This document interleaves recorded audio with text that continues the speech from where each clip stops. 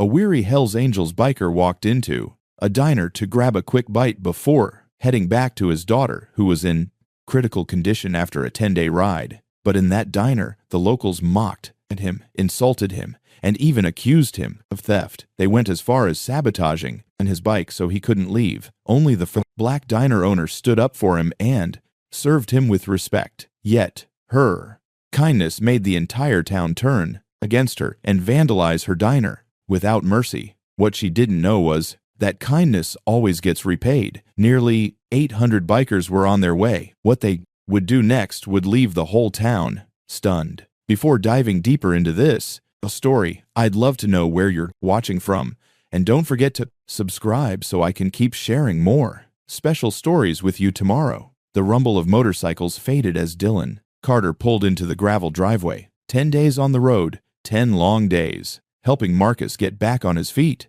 after that factory accident nearly took his leg. But they'd made it work. The brotherhood always did. Dylan killed the pawn engine. His leather jacket stuck to his back, soaked with sweat and dust from 2,000 meters of highway. He swung off the bike, his boots crunching on the gravel. Daddy's home. Marcus's kid, little Tommy, maybe 7 years old, came flying out the front door. The boy crashed into his father's legs, wrapping around them like a lifeline. Easy, champ. Marcus laughed, ruffling the kid's hair. His wife, Sarah, stood in the doorway, one hand on her hip, the other wiping her eyes. Dylan watched them, the way Tommy looked up at his dad like he'd hung the moon. The way Sarah's whole face changed when Marcus limped toward her, his smile crooked but real, something twisted in Dylan's chest. "You okay, brother?" Marcus called over. "Yeah, just tired." Dylan forced his smile. "I'm going to head out. Stay for dinner at least. Sarah's making pot roast." "Can't. I need to." His phone buzzed in his pocket. The vibration felt wrong somehow. Too persistent, too urgent. He pulled it out. "Mom." His stomach dropped. "I got to take this." He stepped away from the family scene, toward the row of bikes parked along the fence. "Hey, Mom." "What's Dylan?" Her voice cracked. That one word carried everything. Fear, panic, desperation. His hand tightened around the phone. "What happened?" "It's Emma. She collapsed at school today. They rushed her to Memorial Hospital," and a sob cut through the line. "They're saying she needs emergency surgery. Something with her appendix. It burst." "Dylan, they need to operate right now." The world tilted. Dylan grabbed the fence post to steady himself. "Dylan, are you there?" "I'm coming." His voice sounded strange, distant. "Tell her I'm coming. Tell her.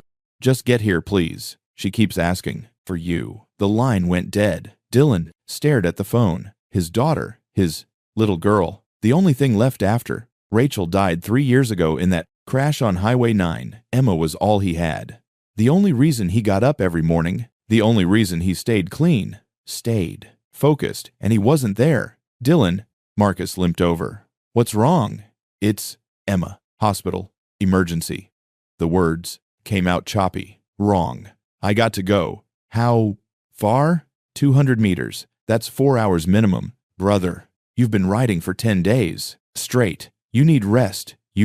I need to see my daughter."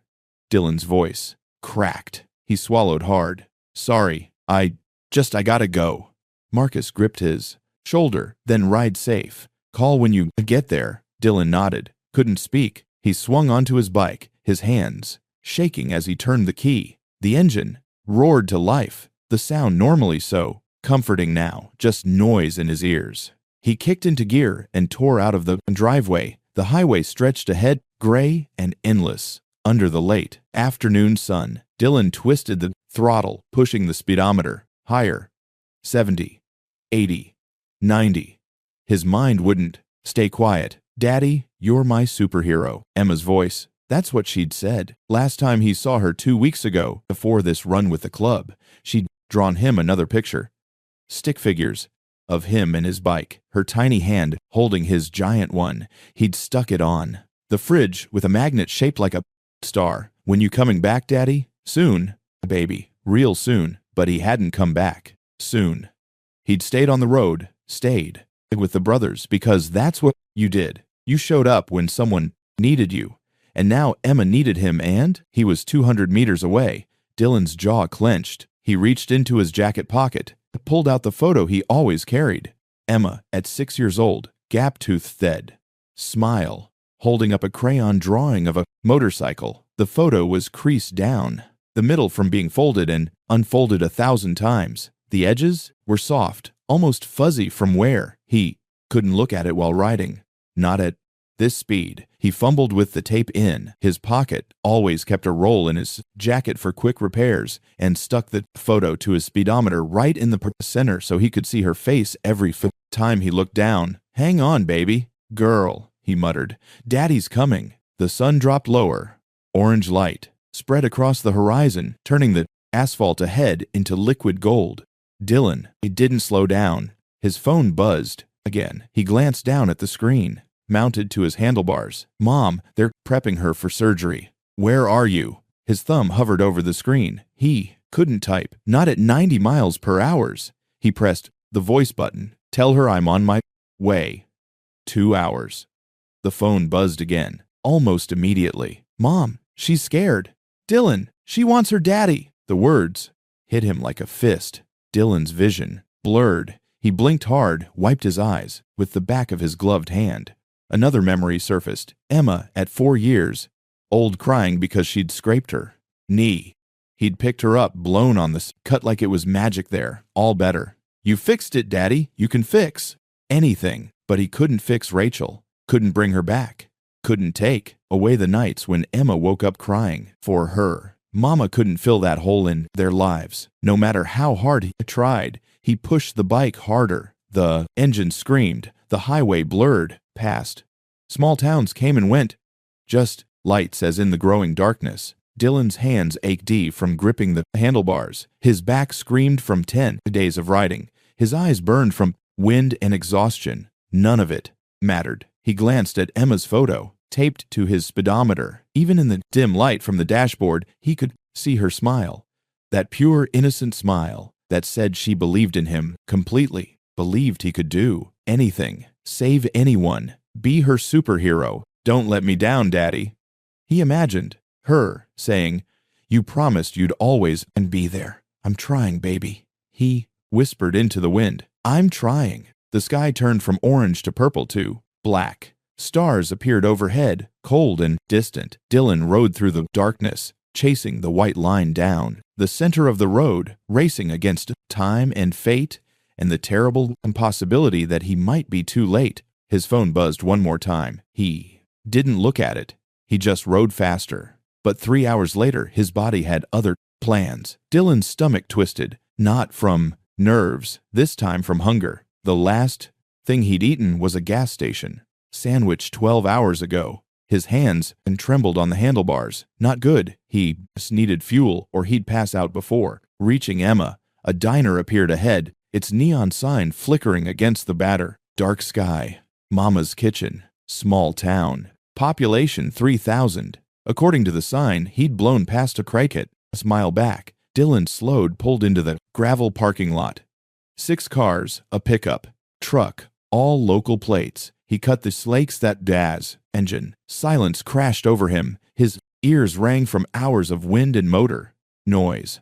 Through the diner's wide windows, he could see families, couples, a group of teenagers crammed into a corner booth. Normal people living normal lives. Dylan looked down at himself.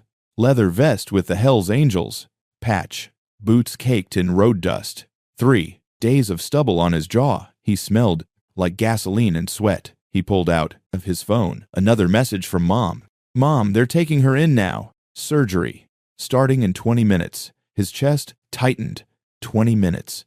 He was still 90 meters away. 2 hours minimum, even pushing the backend bike to its limit. But if he didn't eat something, he wouldn't make it at all. Dylan pocketed the phone and pushed through the diner's front door. The little bell above the door chimed. Every conversation stopped, just stopped. Dylan froze in the doorway. 20 pairs of eyes locked onto him. A woman pulled her young daughter closer. The teenagers in Kepper. The corner booth went silent, staring. An old man at the counter turned his whole body around to get a better look. The only sound was the sizzle of something cooking on the griddle behind. the counter. Hi, Dylan's voice came out rougher than he intended. Just need some food to go. Nobody answered. A young black woman emerged from the Dave kitchen, wiping her hands on her apron. Mid-20s, maybe. Hair pulled back in a neat bun. Her name tag said Shanice. Her eyes met Dylan's. For a second, something flickered there. Surprise? Maybe caution. But then her face smoothed into a professional smile. Welcome to Mama's Kitchen.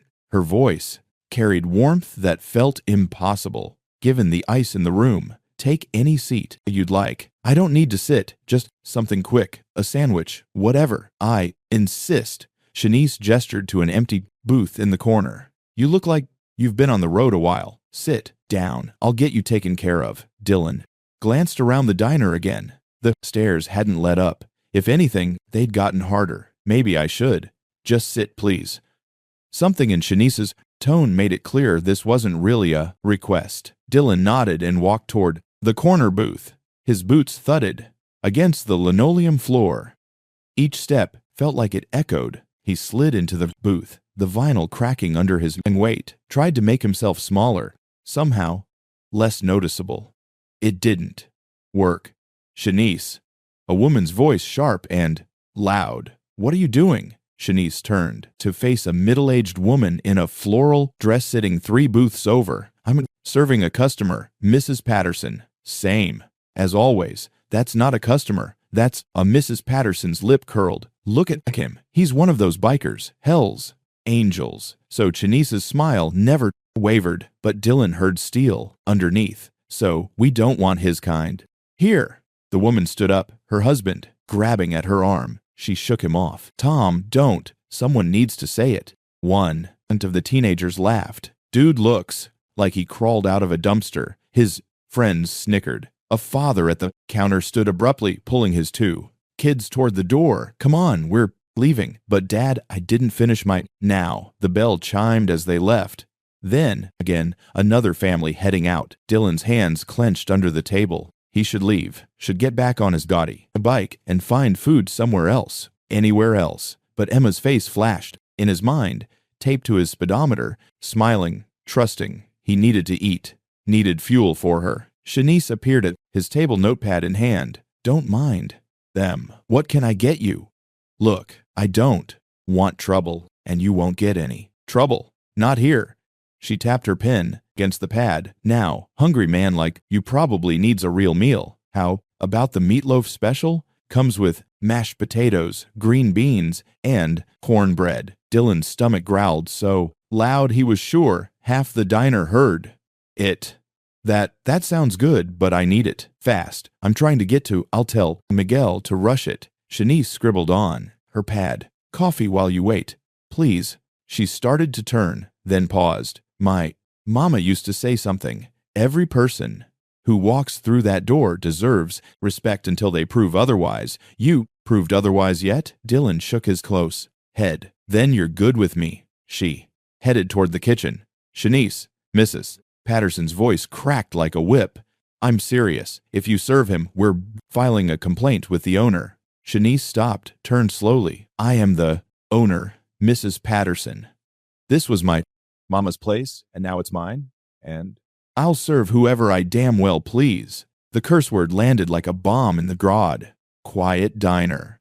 Mrs. Patterson's face flushed red. Well, I never. That's pretty clear, ma'am. Shanice's smile was gone now. Your meal's on the house. Have a blessed evening. She disappeared into the kitchen. The diner erupted in whispers. Dylan caught fragments. Can't believe she's dangerous. Probably has weapons. My tax dollars supporting this place. An old man near the window banged his cane against the floor. The sharp crack made everyone jump. This is exactly what's wrong with the world. His voice shook with age and anger.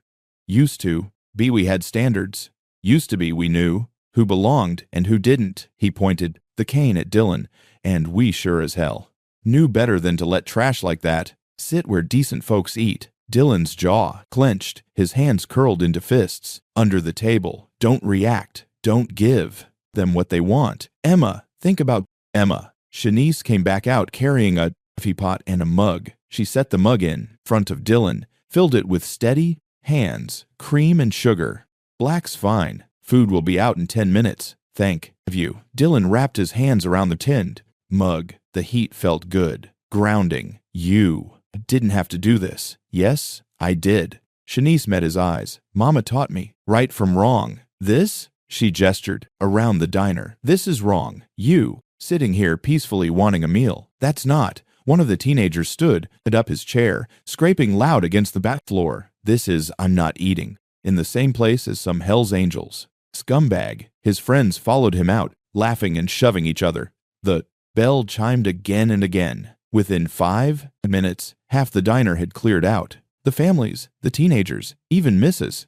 Patterson and her husband, though she made sure to slam the door hard enough to rattle the windows. Dylan stared into his coffee. I'm sorry. I'm costing you. Business. Don't be. Shanice refilled his cup, even though he'd barely touched it. Any customer who walks out because I served you, they can stay gone. The old man with the cane was still there, glaring. A young couple remained in the corner, whispering to each other and shooting nervous glances Dylan's way, and one man at the counter kept eating his pie like nothing had happened. The kitchen door swung open. A middle-aged Hispanic man poked his head out. Miguel, probably. Shanice, you okay? I'm fine. Miguel, how's that meatloaf coming? 2 minutes. Dylan checked his phone. Still, no new messages. That could be good or bad. Either the surgery was going fine, or he couldn't think about the or. The door chimed again. Dylan looked up, expecting more customers leaving. Dylan picked up his fork. Finally, just get some food and get back on the road. Get to Emma. The door burst open. Mrs. Patterson stormed in, her face twisted with fury. Her husband shuffled behind her, looking uncomfortable. There he is. She marched straight toward Dylan's Tilan's booth. Her finger pointed like a weapon. I knew it. I knew something was wrong. Dylan set down his fork. Ma'am, I don't. My wallet's gone. Her voice shook the diner. I just got to my car and realized it's missing. And you? She jabbed her finger at him. You're the only one who could have taken it. I haven't moved from this booth. Dylan kept his voice steady, calm. I didn't touch your wallet, liar thief. Mrs. Patterson's face flushed deep red. Tom, call the police right now. Her husband pulled out his phone reluctantly. Honey, maybe you? Just misplaced. Call them. Shanice rushed over from the counter. Mrs. Patterson, please. He's been sitting right here in plain sight. I've been watching him the whole time. He didn't take anything. Of course, you'd defend him. Mrs. Patterson whirled on her. You let this criminal in here. You served him. This is your fault. He's not a criminal. He's a customer. He's a graft biker. Hell's Angels. They're all criminals. Mrs. Patterson's voice rose to a shriek. Look at him. Just look at Tim. Of course, he stole my wallet. Dylan's jaw clenched. He forced himself to stay seated. Stay calm. Don't react. Think about Emma. Only Emma. Police are on their way, Tom Patterson said, quietly, pocketing his phone. Ma'am, this is unnecessary. Shanice positioned herself between Mrs. Patterson and Dylan. If you'll just calm down and check your purse again. Don't tell me to calm down. My wallet had $300 in it. My credit cards. My driver's license. Mrs. Patterson's hand shook as she pointed at Dylan. He probably already handed it off to one of his biker friends outside. There's nobody outside. Miguel had come out of the kitchen wiping his hands on his apron. Just his motorcycle. Then he hid it. Search him. Search his pockets. Dylan stood slowly, hands visible. You want to search me? Fine. Go ahead. Don't you touch me. Mrs. Patterson stumbled backward. Tom, how long until the police get here? They said 5 minutes. The wait felt endless. Mrs. Patterson paced back and forth, muttering about criminals and bikers and how unsafe everything was. Her husband sat at a table near the door, head in his hands. Shanice stood beside Dylan's booth, arms crossed. This is ridiculous. It's fine, Dylan said quietly. I'm used to it. Well, you shouldn't be. Dylan checked his phone. No new messages, but time kept ticking away. Every minute stuck here was a minute he wasn't on the road. A minute further from Emma. His leg bounced under The table. Come on. Come on.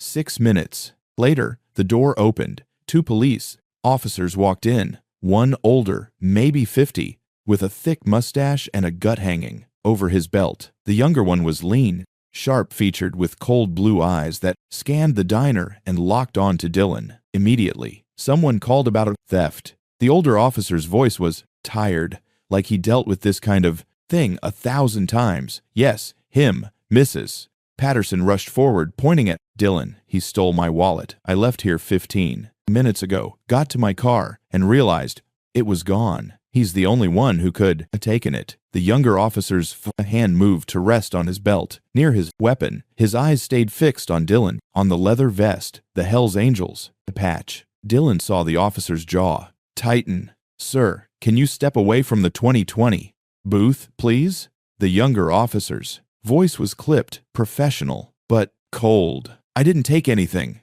Dylan moved slowly, hands visible.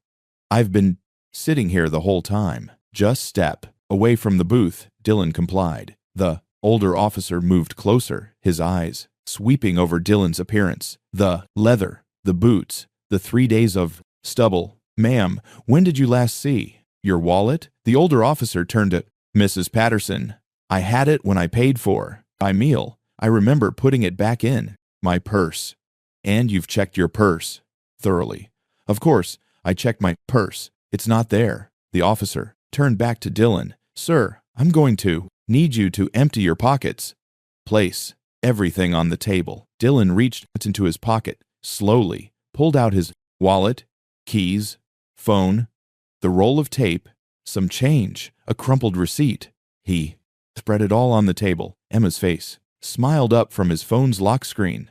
The younger officer stepped forward, picked through the items, opened Dylan's wallet, flipped through it, checked the time. Cards, all in Dylan's name, counted the mass. Cash, $23. No wallet belonging to Mrs. Patterson. Check his jacket, Mrs. Patterson demanded. He probably hid it in there. The older officer gestured. Sir, the jacket. Dylan shrugged off his leather vest, handed it over. The officer patted it down methodically, checked every pocket inside and out. Nothing. His motorcycle. You need to check his motorcycle. The younger officer's jaw tightened. Ma'am, we can't search his vehicle without probable cause or consent. Probable cause? He's a Hell's Angel. Isn't that enough? No, ma'am. That's not how it works, Mrs. Patterson's face went from red to purple. This is unbelievable. He stole my wallet, and you're just going to let him walk out of here. The older cop held up a hand. Ma'am, we haven't found any evidence of theft. Now, are you absolutely certain you had your wallet when you left this establishment? Yes. And you've checked your entire purse? Not just the main compartment. I know where I keep my wallet. I don't need to check my whole. Check your purse. Not a request. Mrs. Patterson huffed but opened her purse, dug through it, roughly shoving things aside. Lipstick, tissues, receipts. See nothing. It's not. Here, he took it. Check under your booth, Miguel said from behind the counter. Sometimes things fall out and slide under the seat. Mrs. Patterson glared at him. That's ridiculous. Just check, ma'am. The older officer's patience was wearing thin. Mrs. Patterson stomped over to the booth, where she'd been sitting, bent down. Her husband got on his knees beside her. There's nothing here. This is a complete waste of. She stopped, reached under the seat. When she stood up, she was holding a brown leather wallet. The diner went dead silent. Mrs. Patterson stared at the wallet. Her mouth opened, closed. The older officer's mustache twitched. Is it that your wallet, ma'am? Yes, but I don't understand how. She clutched it to her chest. It must have fallen when I stood up. I didn't realize. So, your wallet wasn't stolen? Well, no, but I thought given the circumstances, someone too, who looks like that. She gestured vaguely at Dylan. The younger officer's eyes narrowed. Ma'am, do you understand? You just filed a false police report. Her face pad. I didn't mean to. It was an honest mistake. You accused this man of theft, had us respond to a call, wasted departmental resources. The older cop's voice had gone hard. We could charge you for this, but I really thought he took it. Anyone would think the same thing. Just look at him. That's enough. The officer cut her off. Get out of here before I change my mind about those charges. Mrs. Patterson grabbed at her husband's arm and hurried toward the door. As she passed Dylan, she muttered, "Still looks suspicious to me." The door slammed. The older cop turned to Dylan. "You're free to go.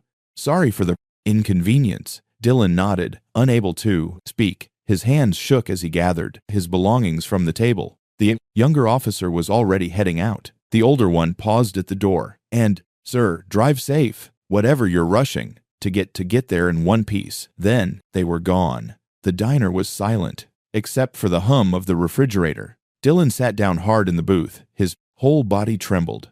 Adrenaline, relief, rage, all of it hitting at once. Shanice slid into the seat across from him. "You okay?" "No." Dylan's voice came out hoarse. "I need to go. I need to get to my daughter." "I know, but your food's cold." "Now." She stood up. "Miguel's making you a fresh plate. You'll eat, then you'll go."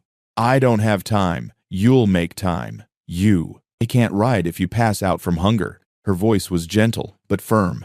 5 more minutes. That's all. Dylan wanted to argue, but she was right. His hands were shaking. His vision had started to blur around the edges. He nodded. Shanice squeezed his shoulder. "You're almost there. Just hold on a little longer." Miguel brought out a fresh plate. 5 minutes later, steam rose from the meatloaf, the mashed potatoes glistening with butter. The smell should have made Dylan's mouth water. Instead, his stomach was in knots. He picked up his fork anyway, started eating mechanically, chewing, swallowing, not tasting anything. The diner was empty now, except for the three of them. The call bell hadn't chimed in 20 minutes. No new customers. The remaining diners had slipped out during the confrontation with the police, leaving their money on the tables. Shanice moved between the Mouset booths, clearing plates, wiping down tables. Her movements were practiced, efficient, but Dylan could see the tension in her shoulders. "I'm sorry," he said quietly. Shanice looked up from the table she was cleaning. "For what? This? All of this?" Dylan gestured around the empty diner. "I cost you your customers. Your business. You didn't do anything." She carried a stack of dirty dishes toward the kitchen. "They made their choice. That's on them, not you." Miguel came out, untying his apron. "I'm going to take the trash out back, then head home." "If that's okay, Shanice. I've got a school thing tomorrow morning." "Go ahead. Thanks for staying, Miguel." "No problem." Miguel glanced at Dylan. I take care, man. Hope your kid's okay." Dylan nodded, unable to speak past the preface. Lump in his throat. The back door closed. Then it was just Dylan and Shanice. She poured herself a cup of coffee and sat down across from him. You don't have to rush. Finish your food. I should go." But Dylan took another bite. Anyway, and another. His body needed the fuel even if his mind was screaming at him to move. "How old is she?" Shanice asked. "Your daughter." Dylan swallowed. 7. Almost 8. Her birthday's next month. "What's her name?" "Emma." Just saying her name made his chest tight. "Emma Grace Carter." "That's a beautiful name." Dylan pulled out his phone, turned it so Shanice could see the lock screen. Emma, in her school photo, front teeth missing, smile huge. Shanice's face softened. "Oh, she's precious. Look at that smile. She's everything." Dylan's voice cracked. "She's all I've got left." Shanice sipped her coffee, waiting. The words came out before Dylan could stop them. "My wife died 3 years ago. Car accident on Highway 9. Drunk driver crossed the median, hit her head on." He stared at Emma's photo. She was on her way home from her sister's house. "Emma was with me that day. She was only 4. Too young to really understand why Mama wasn't coming home. I'm so sorry. It's been just the two of us since then. Me and Emma against the world. You know." Dylan set his phone down. I try so hard to be a good dad, to be there for her. But sometimes the club needs me, and I have to go." And she says, "She understands." But his voice broke. "She's 7. She shouldn't have to understand." Shanice reached across the table, placed her hand over his. "You got the call and you came. You're riding through the night to get to her. That's what matters. I'm 2 hours away. She's in Surgery right now, and I'm 2 hours away. Eating meatloaf. Dylan pulled his hand back, pressed his palms against his nine eyes. What kind of father does that make? Me? The humankind. Shanice's voice was gentle. You needed fuel. You can't help her if you collapse from exhaustion. Halfway there, Dylan dropped his hands. Everyone looks at me and sees a criminal. Hell's Angels, right? We're all thugs, all dangerous. But I'm just a dad trying to raise his daughter, right? Trying to keep food on the table and a roof over our heads. The club, they're my family, my brothers. They help when things get tight. They're good people, most of them. But nobody sees that.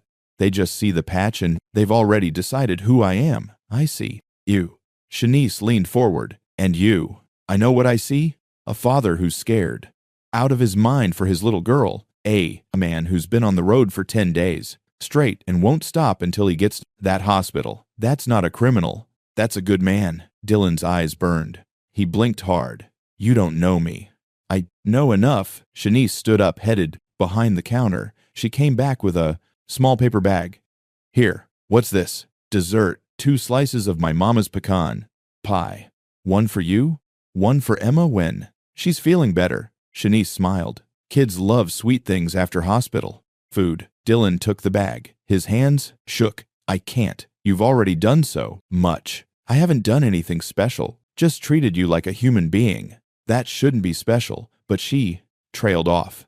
My mama ran this place for 30 years. You know what she used to say? Shanice, every person who walks through that door has a story, has a life, has people they love. Don't you ever forget that. She sounds like a wise woman. She was. Shanice's eyes went distant. Lost her 2 years ago. Cancer. Some days I swear I can still hear her voice in the blang. The kitchen telling me I'm using too much salt.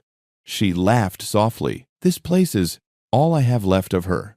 These recipes, these tables, this. She gestured around. The empty diner. Her legacy. I guess. She'd be proud of you. Dylan meant it. What you did tonight, standing up for me. Like that?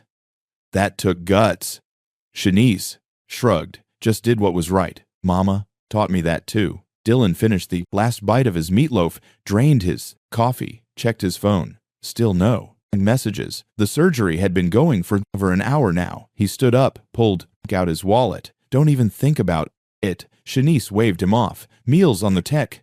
And house, I need to pay you something. You don't need to pay me anything. Just, she paused. Just get to your daughter. Be there when she wakes up. That's payment.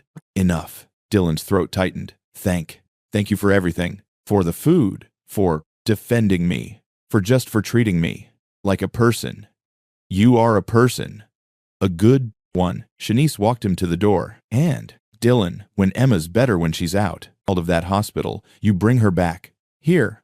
I want to meet the little girl who has such a good daddy. Dylan couldn't speak. He just nodded. Shanice opened the door for him. Now go ride safe and text me when you get there so I know you. He made it. Okay.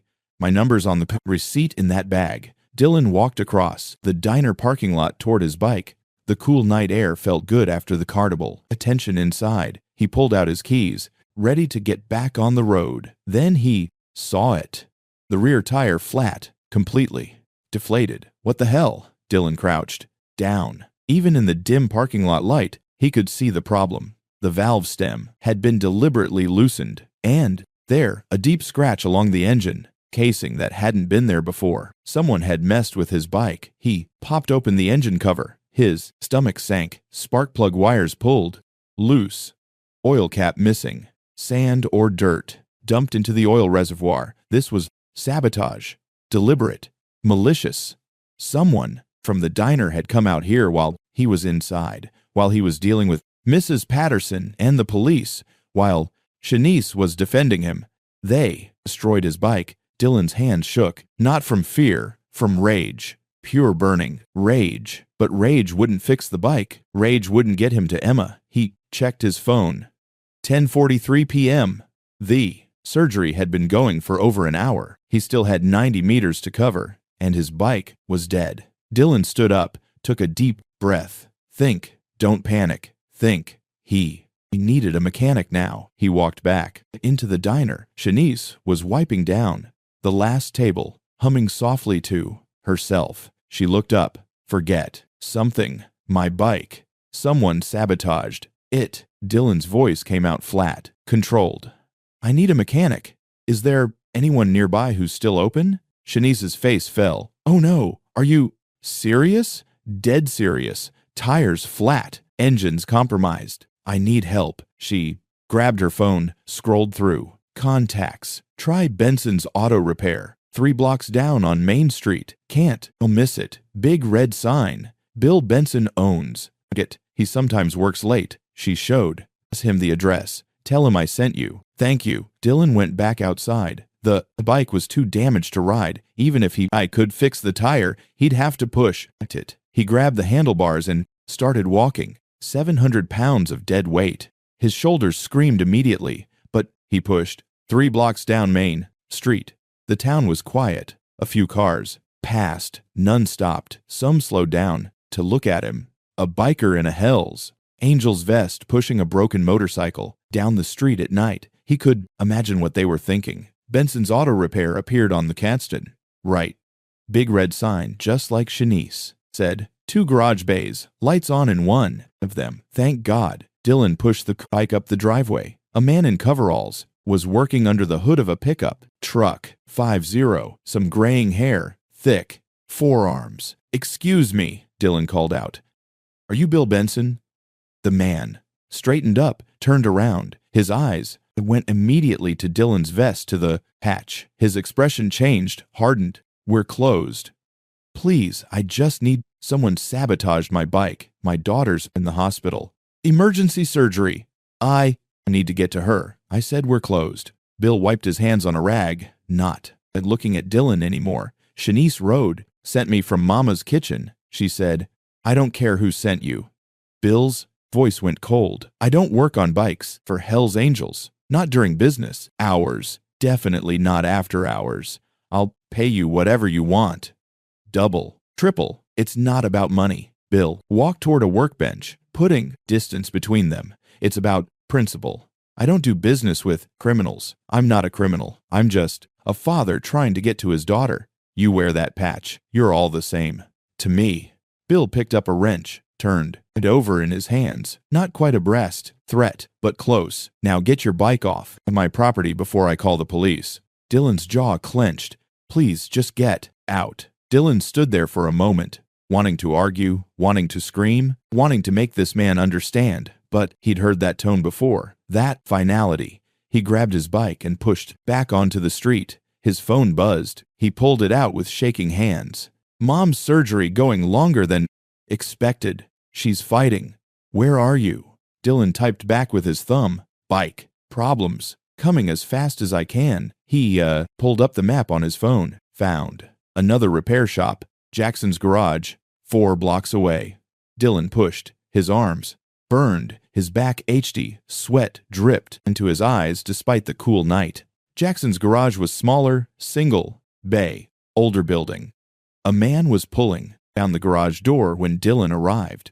Wait, please, Dylan called out. I need help. The man turned. 6'0", some thin, weathered face. His eyes found the Hell's Angels patch, and he actually took a step back. We don't serve bikers. Here, please just listen. I said no. The man's voice shook slightly. Fear, maybe? Or anger. My son got mixed up with a band motorcycle gang 10 years ago. Ended up dead in a ditch. So no, I won't help. And you what? I won't help any of you. I'm sorry. About your son. But I didn't. Get away from my shop. The man's voice cracked. Get away before I call the cops. He yanked the garage door down with a crash and disappeared inside. The lock clicked. Then the lights went out. Dylan stood in the darkness alone. His arms shook. His legs felt weak. He wanted to collapse right there on the pavement. But Emma was waiting. He checked his phone again. 11:15 p.m. Found one more. Shop on the map. Morgan's Repair. 6 blocks down at the edge of town. Dylan grabbed the handlebars and pushed. The street got quieter, darker, fewer street lights. The houses spread further apart. His phone buzzed. Mom, complications. Doctors say it's serious. Please hurry. Dylan's vision blurred. He blinked hard, kept pushing. Complications. Serious. His baby girl. Morgan's repair finally appeared. But it was dark. Completely dark. Closed. A sign on the chain link fence. Open Monry. 8 a.m. to 5 p.m. Dylan rattled the gate. Anyway, hello? Anyone here? Nothing. He pulled out his phone, started searching for any hat, repair shop, any mechanic, anyone who might be open. The map showed nothing else in this town. Dylan sank against the fence, the bike leaning beside him. His whole body shook from exhaustion, from fear, from desperation. He'd failed. He couldn't get to Emma, couldn't be there when she needed him most, just like he hadn't been there when Rachel died. Always too late, always failing the people he loved. A sound cut through his despair. An engine, rumbling close. Dylan looked up. At the very end of the street, barely visible in the darkness, a small building with a single light on, hand-painted sign, Foster's garage. It hadn't shown up on Tanu. His map, too small, maybe too old, but the light was on. Dylan grabbed his bike and pushed. One last try.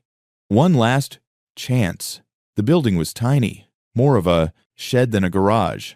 Tools scattered back around. An old car up on blocks. Oil, stains on the concrete. And a kid, a black kid, maybe 14, wearing coveralls.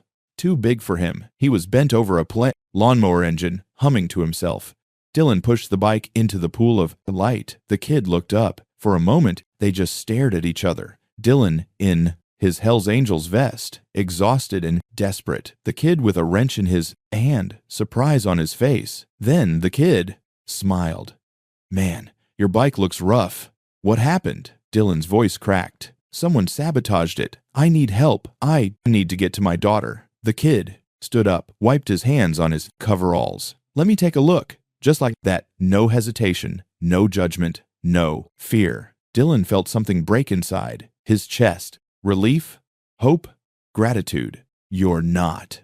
Dylan's voice faltered. You're not afraid of me. The kid looked at him, really looked at him, then shrugged. My mama always says anyone can need help. Doesn't matter what they look like or where they come from. He walked over to the bike. I'm Caleb, by the way. Caleb Foster. Dylan Carter. Caleb examined the bike with an experienced eye. Okay, this is definitely sabotage, but I can fix it. Probably take me 30, 40 minutes. Dylan's knees almost gave out. You can fix it. Sure can. Caleb grinned.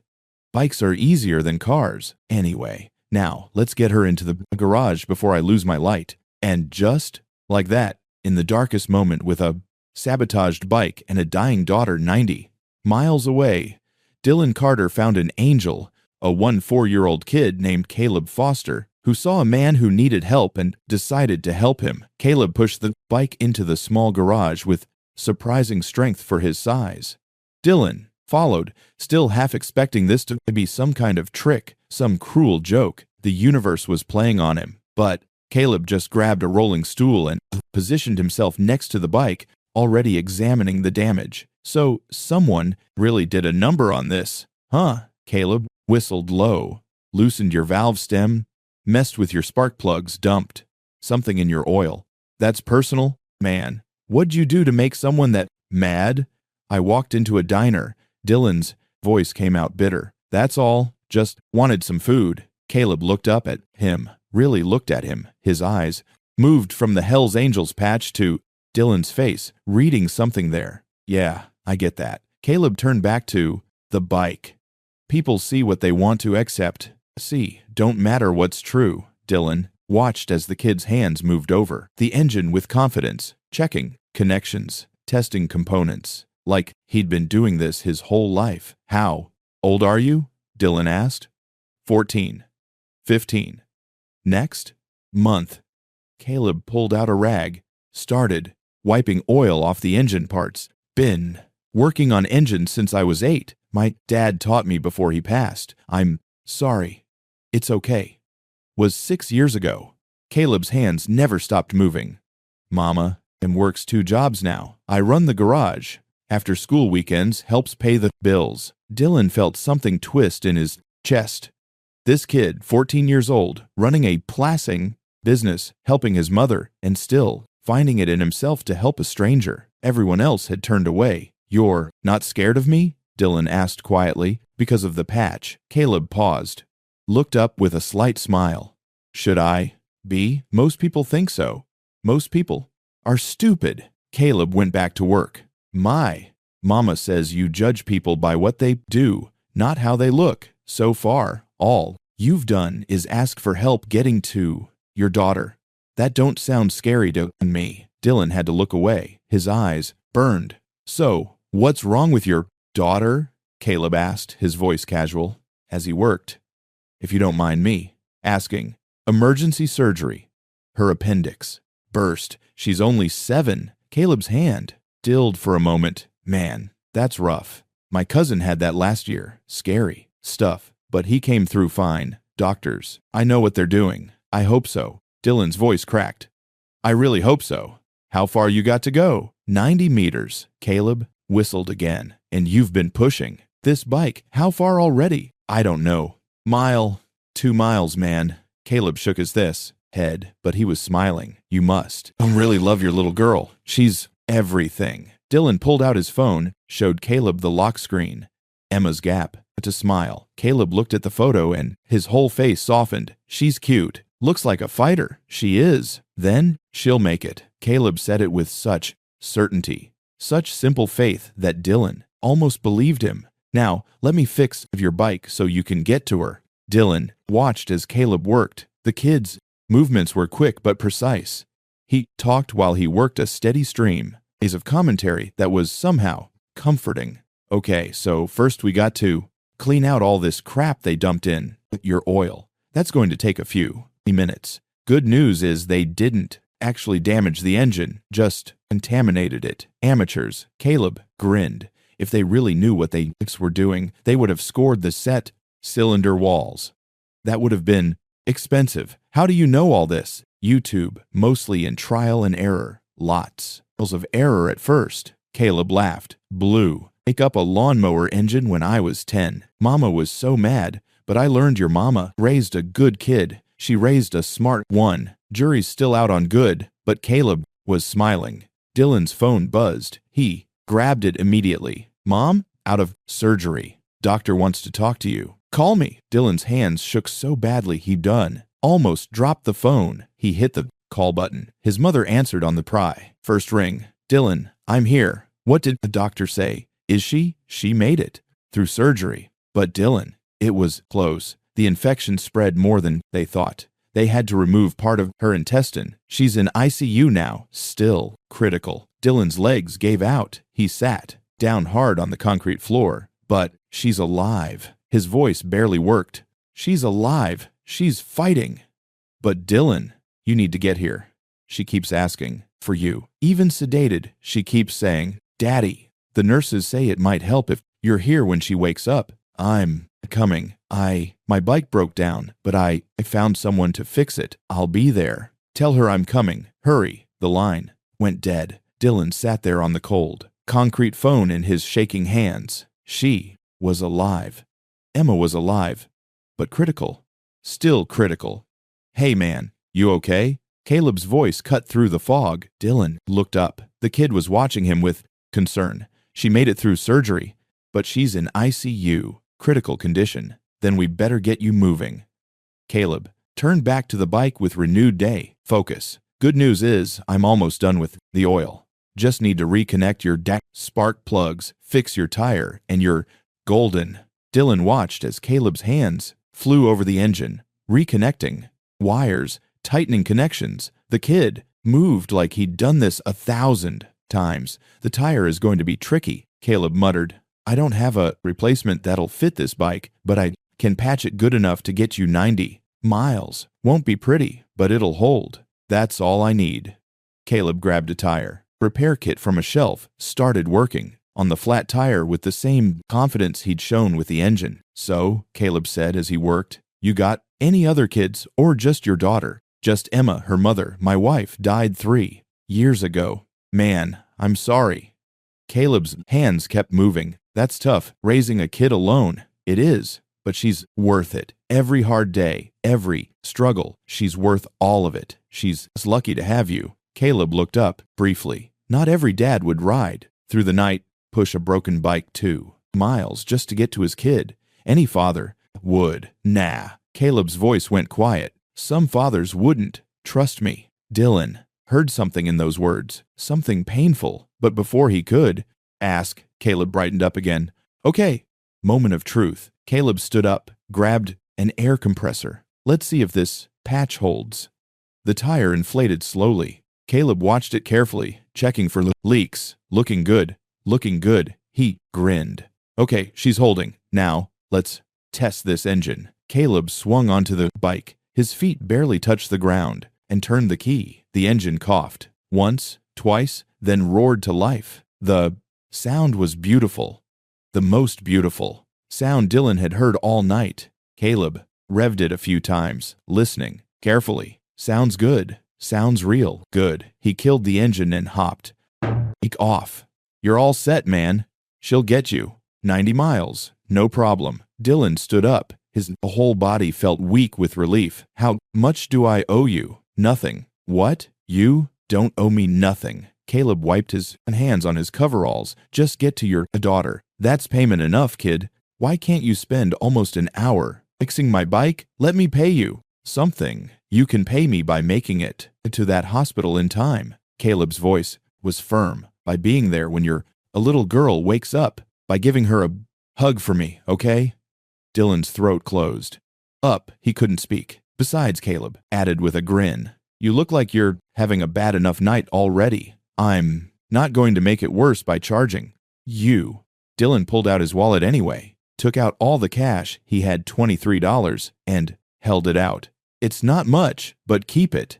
Caleb pushed his hand away gently. "Buy your daughter something nice when she gets out of the hospital. Some flowers, or candy, or whatever little girls like. I don't know how to thank you. Don't thank me. Just ride safe. Okay." Caleb's smile was bright, despite the late hour, despite the hard work, despite everything. "And hey, when your daughter asks you what happened, you tell her, Caleb Foster fixed your bike. I want her to know there's still good people in the world." Dylan couldn't hold it back anymore. Tears ran down his face. He wiped them away quickly, but more came. "You okay, Mr. Dylan?" "Yeah." Dylan's voice shook. "Yeah, I'm okay. You're a good kid, Caleb. Your mama raised you." "Right, I know." Caleb laughed. "She reminds me every day." Dylan walked to his bike, swung onto it. The familiar weight felt good. "Right." He turned the key. The engine purred. "Hey, Mr. Dylan,"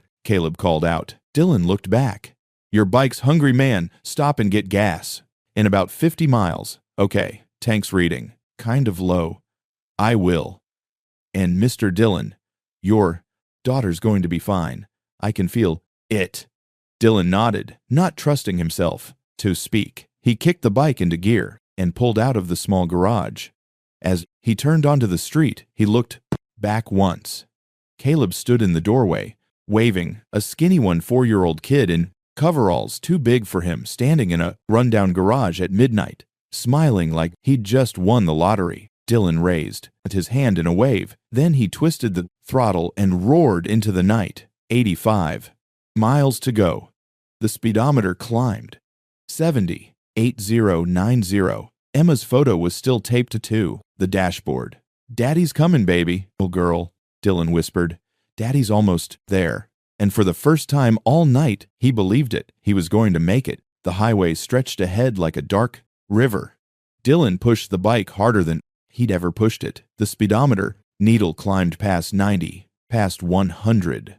The wind tore at his face. His eyes watered, but he didn't slow down. Emma, Emma, Emma. Her name was a drumbeat in his chest.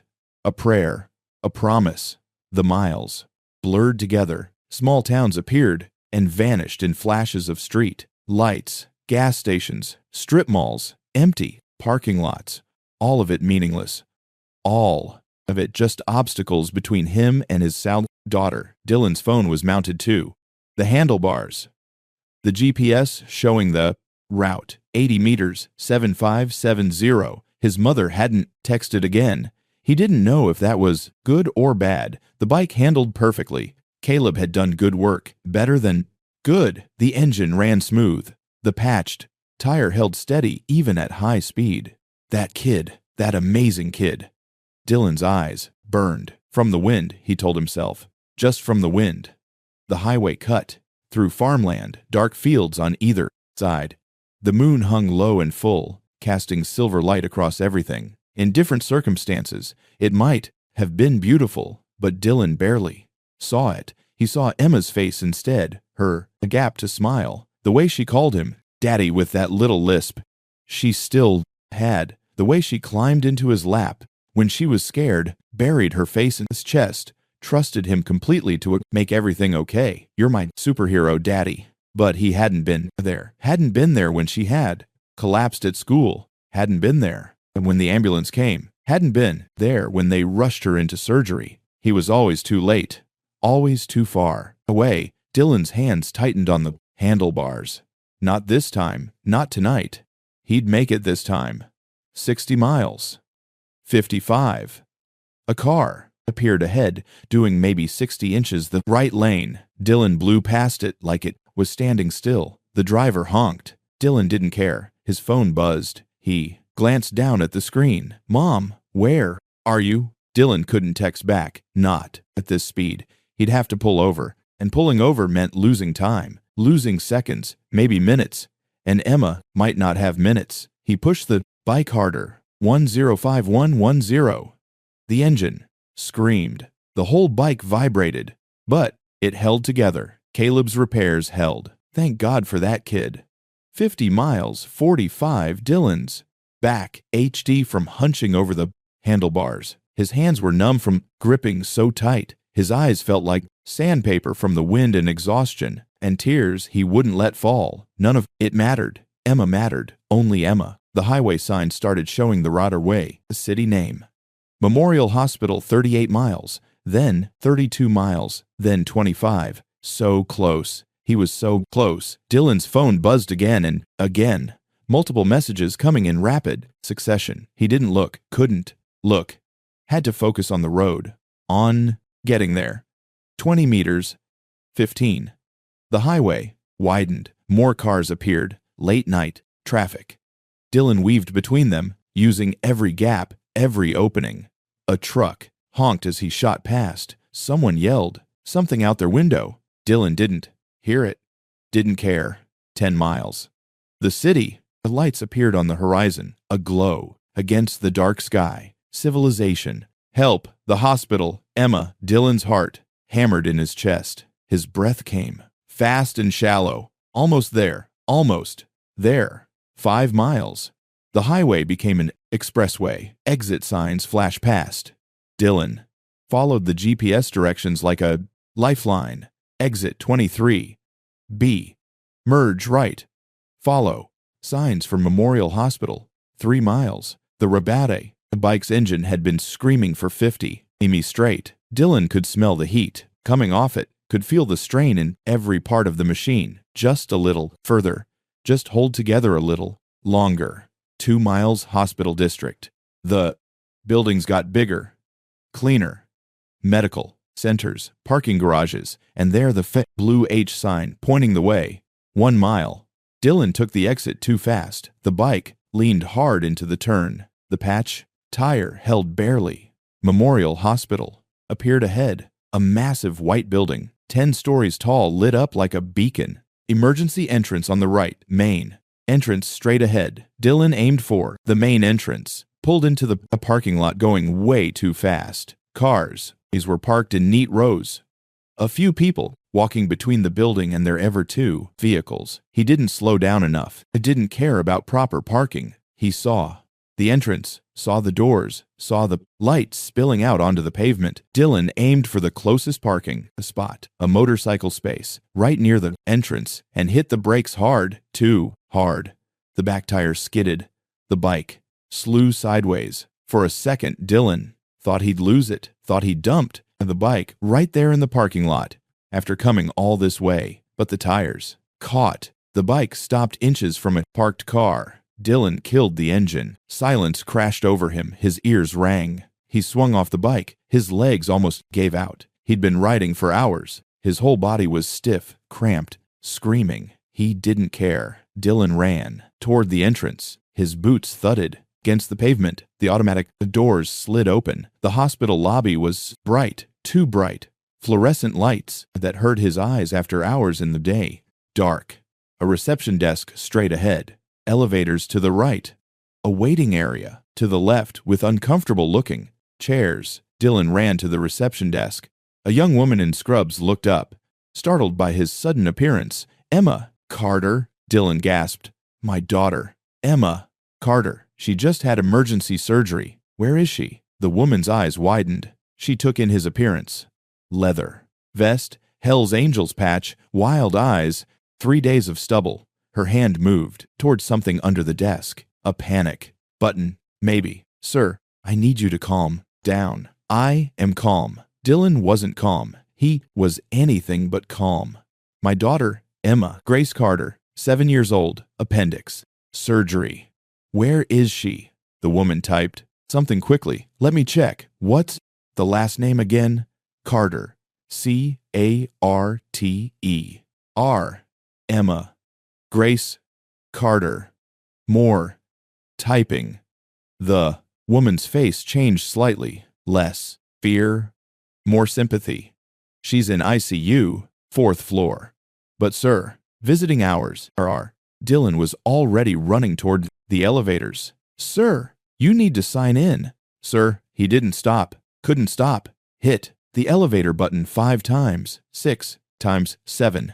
The doors opened immediately, empty. Dylan lunged inside, jabbed the button for the 4th floor. The doors closed with agonizing slowness. Then the elevator started rising. Dylan's reflection stared back at him from the polished metal walls. He looked like hell, eyes wild and bloodshot, face pale, jacket wrinkled and dirty. He looked exactly like the kind of person security should stop at. The door, he didn't care. The elevator chimed. 2nd floor, 3rd floor.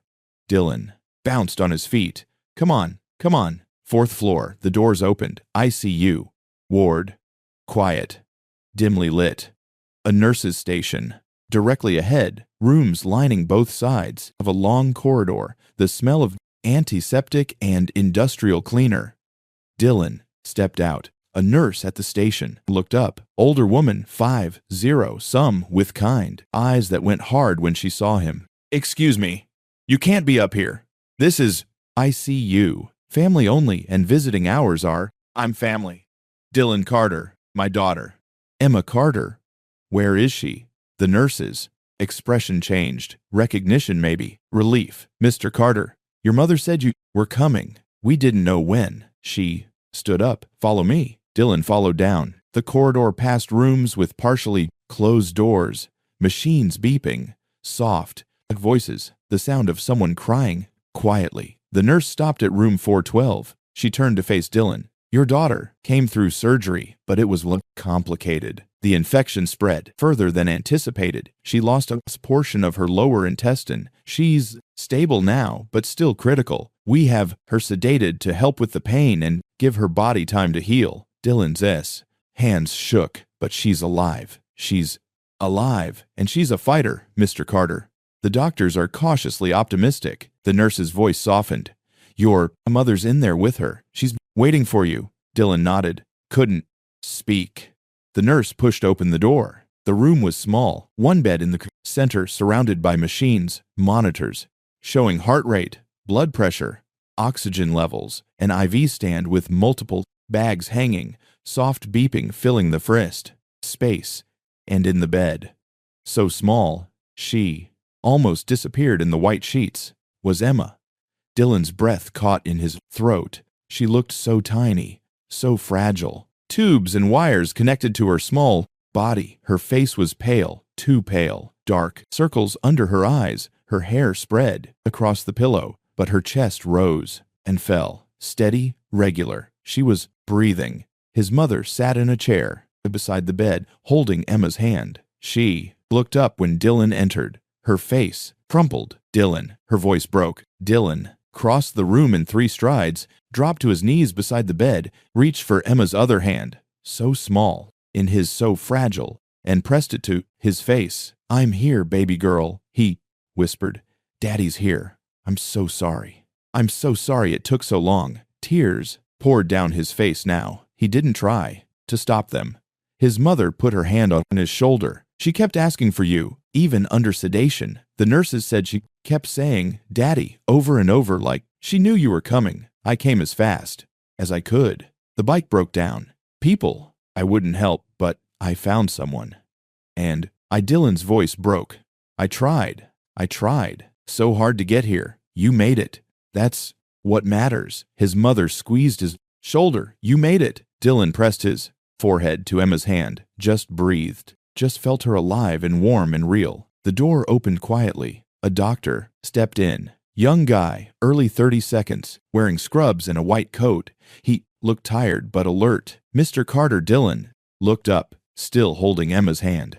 "I'm Dr. Patel. I performed your daughter's surgery." Dylan stood slowly. "Is she going to be okay?" "The next 24 hours are critical. The infection was extensive. We removed the appendix and a portion of compromised intestine. We've started her on aggressive antibiotic therapy. Her vitals are stable, which is encouraging, but she'll live." Dr. Patel chose his words carefully. "She has a good chance. She's young, strong. Her body responded well to the surgery, but I won't lie to you.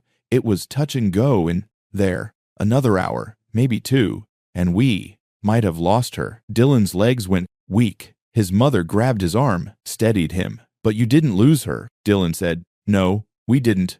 Dr. Patel smiled slightly. "And I don't intend to. We're monitoring her closely. The next few days will tell us more. But Mr. Carter, you have a very brave little girl. She fought hard in there. She's a fighter." Dylan's voice cracked just like her mother. "Get some rest. There's a parent room down the hall where you can sleep if you need to. We'll call you immediately if anything changes. I'm not leaving." Dr. Patel nodded like he'd expected that answer. "Then make yourself comfortable. It's going to be a long night." The doctor left. The door closed softly. Dylan sank into the chair his mother had vacated. She moved to the other side of the bed, sat down with a soft groan. "You look terrible," she said gently. "I feel terrible." Dylan couldn't take his eyes off Emma. "God, Mom, I almost didn't make it. The bike broke down and everyone turned me away because of this." He touched his vest, the Hell's Angels patch. "They saw this and they saw a criminal, not a father, not someone who needed help, just a criminal. But someone helped. Yeah. A 4-year-old kid, Caleb Foster. He fixed my bike at midnight. Wouldn't take a dime for it." Dylan's voice shook. "A kid showed me more kindness in an hour than most adults showed me all night." His mother reached across the bed, squeezed his hand. "There are good people in the world, Dylan. Sometimes you just have to look harder to find them. I know. I found 2 tonight. Caleb and a woman named Shanice who runs a diner. She defended me when everyone else wanted me gone. Then those are 2 people you don't forget." "I won't." Dylan looked at Emma again. "I won't ever forget them." They sat in silence. The only sounds were the machines beeping, humming, the soft hiss of oxygen. Emma's hand was warm in Dylan's. He stroked her knuckles gently with his thumb. "I'm here now," he whispered to her. "And I'm not leaving, not ever again. You hear me, baby girl? Daddy's not going anywhere." Emma didn't respond, didn't move, just kept breathing those steady, precious breaths. But Dylan could have sworn maybe it was just imagination, maybe wishful thinking, that her fingers tightened slightly around his, like she heard him, like she knew he was there. Dylan leaned forward, pressed his lips to her forehead. "I love you, Emma Grace, more than anything in this world. You're my whole life. So you keep fighting, okay? You keep being strong. And when you wake up, Daddy's going to be right. Here, I promise." His mother wiped her eyes. "She's going to make it, Dylan. I know she is." "Yeah." Dylan's voice was barely a whisper. "Yes, she is." Because anything else was unthinkable. Anything else was impossible. Emma had to make of it. She was all he had left. Outside the trekker's window, the sun was starting to rise, pink and gold light spreading across the duin. horizon, a new day beginning. Dylan held his daughter's hand and watched her breathe. And for the first time in 12 hours, he let himself hope.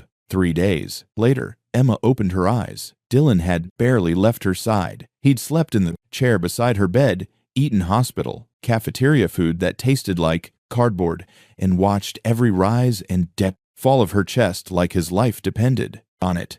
When her eyelids fluttered open that third morning, Dylan was holding her hand. "Daddy." Her voice was barely a whisper, hoarse from the breathing tube they'd removed the day before, but it was the most beautiful sound Dylan had ever heard.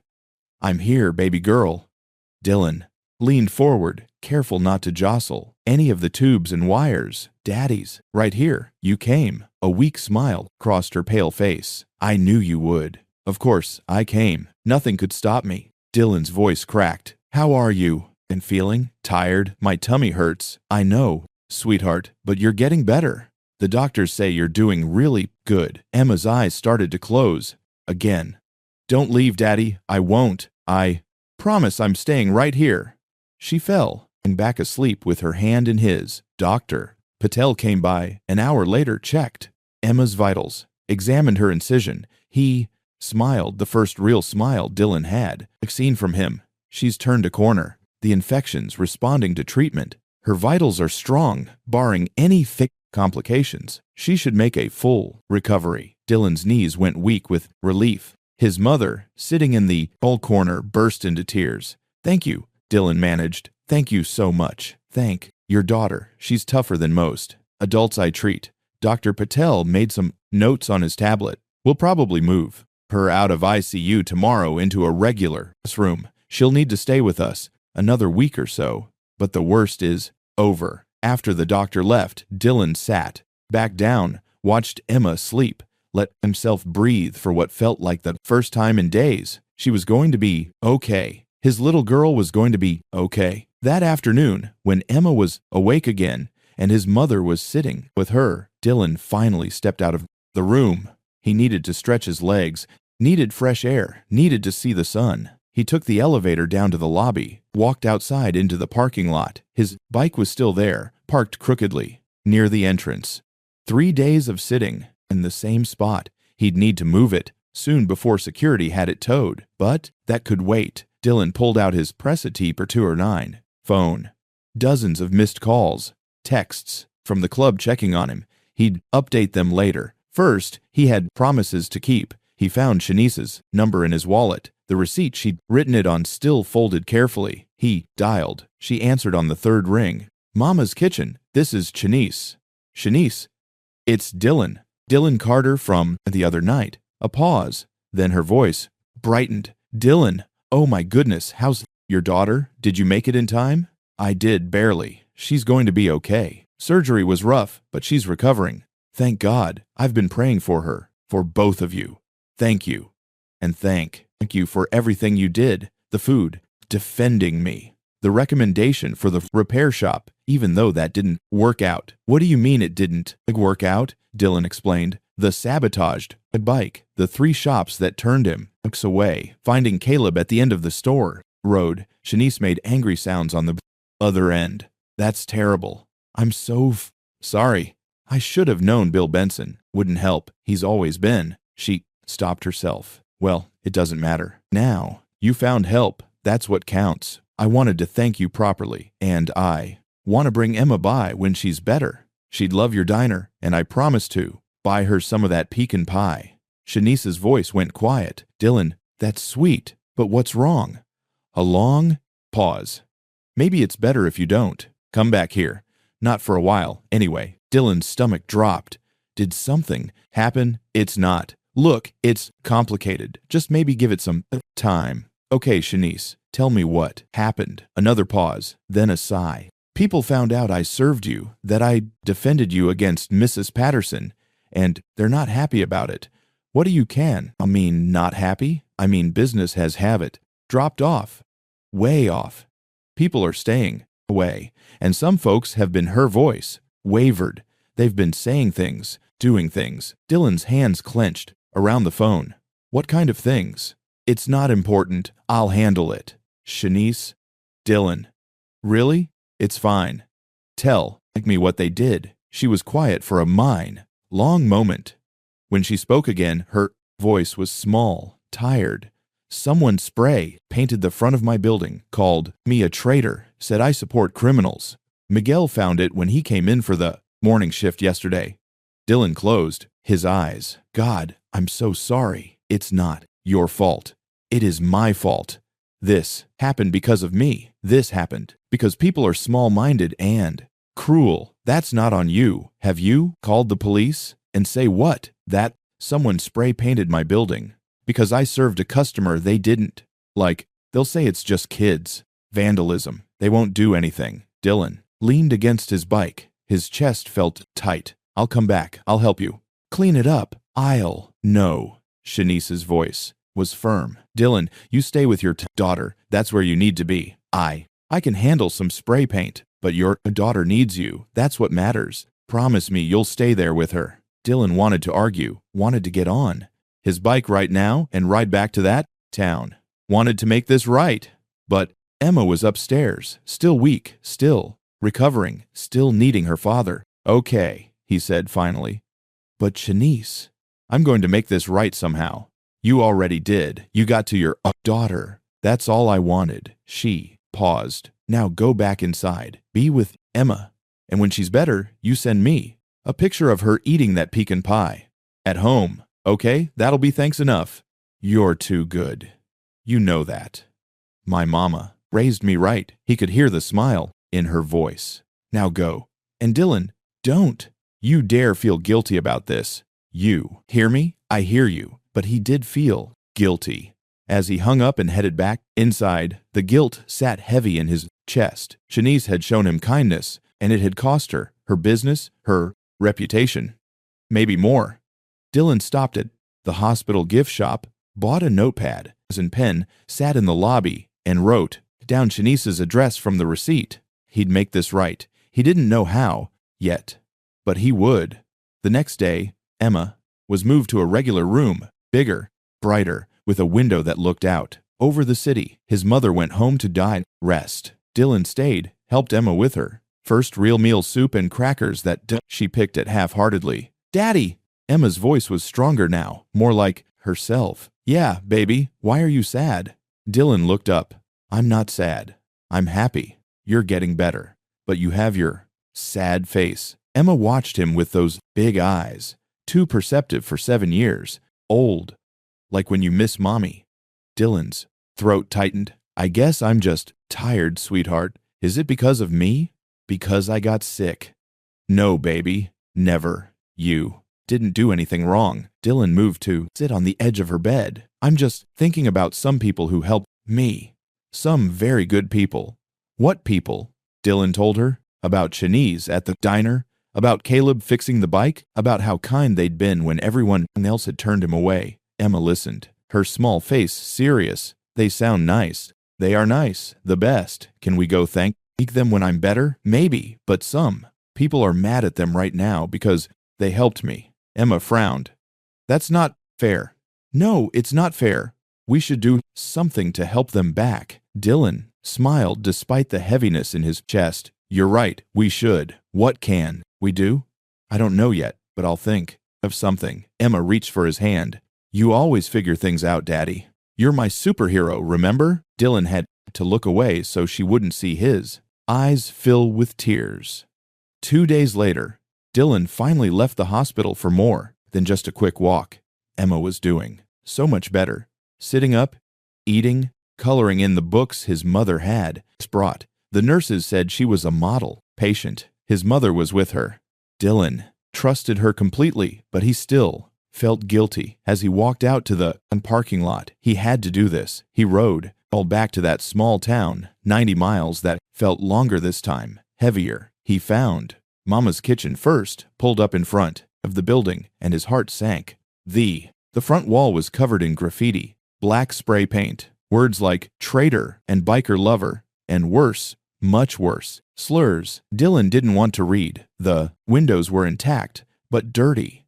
A closed sign hung on the door, but as Dylan approached, he saw movement inside. Shanice scrubbing at one of the tables, Even through the dirty window, he could see her shoulders slumped. Defeated, Dylan tried the door. Locked. He knocked. Shanice looked up. Her eyes widened when she saw him. She rushed to Placken the door, unlocked it. Dylan, what are you doing here? Your daughter. Emma's. Fine. She's with my mom. I had to come. Dylan gestured at the graffiti-covered wall.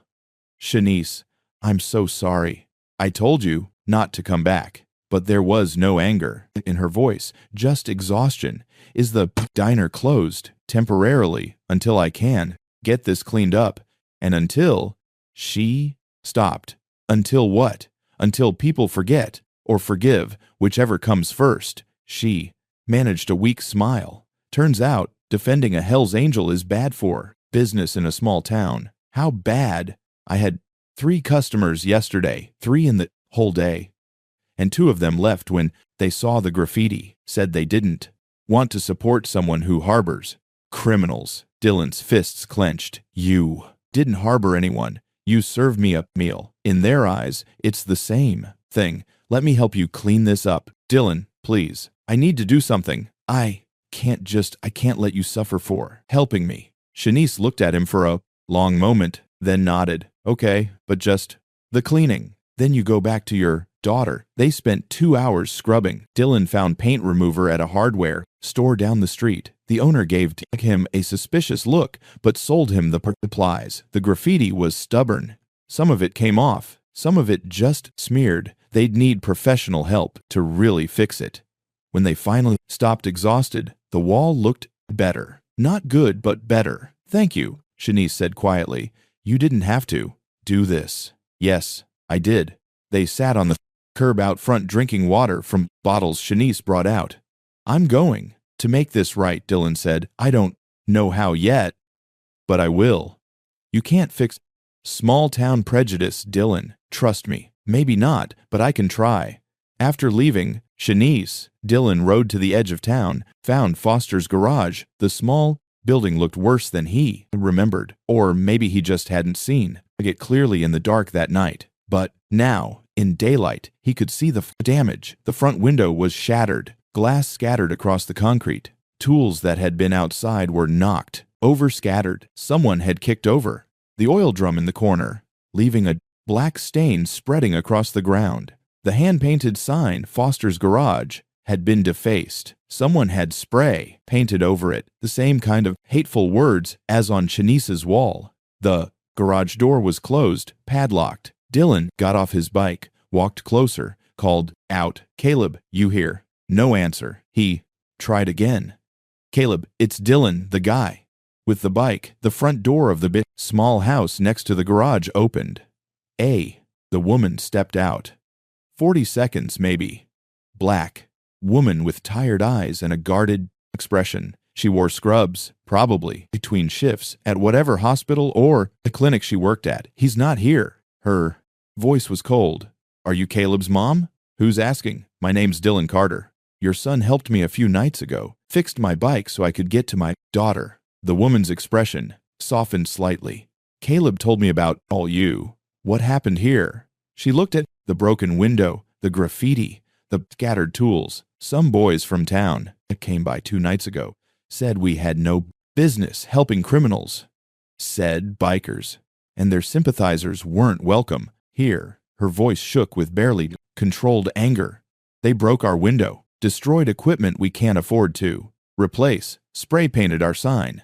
Did you call the police? She laughed bitterly. Police came by, took a report, said there wasn't much they could do without witnesses, said it was probably just kids being stupid. They left. Haven't heard from them since. Dylan's jaw clenched so hard it hurt. Where's Caleb? Now? School. I didn't tell him you were here because I don't want him getting any more involved with. She stopped herself. Look, I'm grateful you came by to check on us. That's kind. But maybe it's better if you don't come back. This town doesn't forgive easily. And every time someone sees your bike here, it just makes things worse for us. I'm going to fix this. You can't fix this. This is how things are here.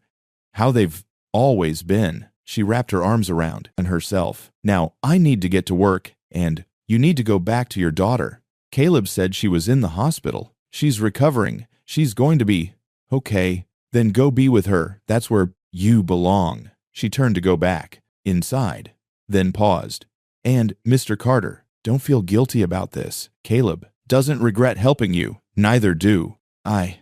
That boy has the biggest heart of now anyone I know.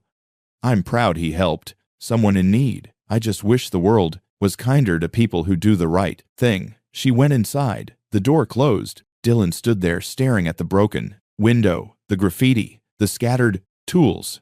2 people had shown him kindness. 2 people had helped him when no one else would, and they were both paying for it now. Dylan pulled out his phone, scrolled through his contacts, found Marcus's number. The call connected. Dylan, brother, how's Emma? She's good. Recovering. Listen, Marcus, I need to talk to the club. All of them. Can you set up a meeting? Sure, man. What's going on? I need help, and I need a lot of it. You got it. Whatever you need. When Dylan looked at the broken window, at Caleb's destroyed garage, at the evidence of hate and ignorance and cruelty. Soon, he said. Real soon? I need to make something right. Consider it done.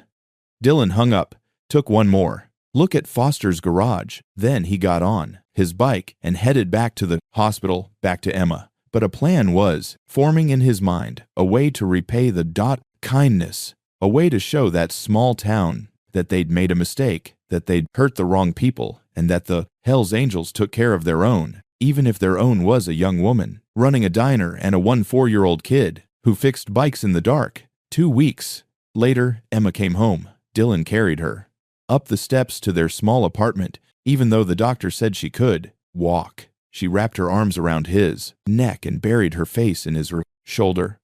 Home, she whispered. Home. Dylan agreed. His mother had cleaned the place, stocked the fridge, put fresh flowers on the kitchen table. She hugged them both when they came through the front door, tears streaming down her face. My babies both home safe. Emma spent that first day on the couch, wrapped in blankets, watching her favorite cartoons.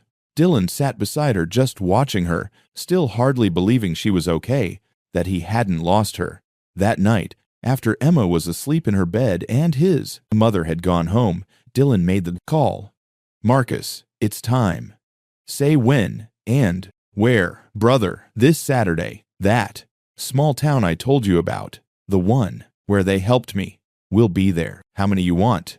Dylan thought about Shanice's graffiti-covered diner, about Caleb's broken window, about the hate inn. That town. All of them, Dylan said.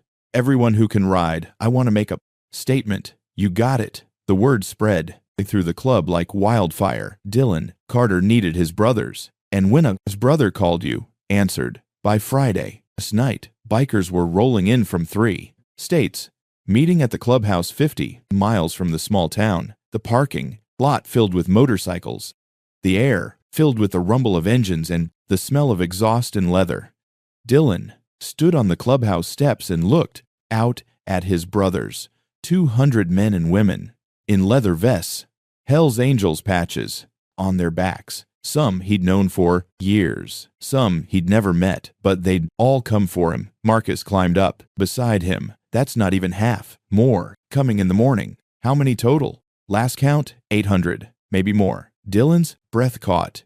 800. He'd expected maybe 200, 300 if he was lucky. 800 bikers were coming to help him. Brothers, Dylan called out. His voice carried across the 5 parking lot.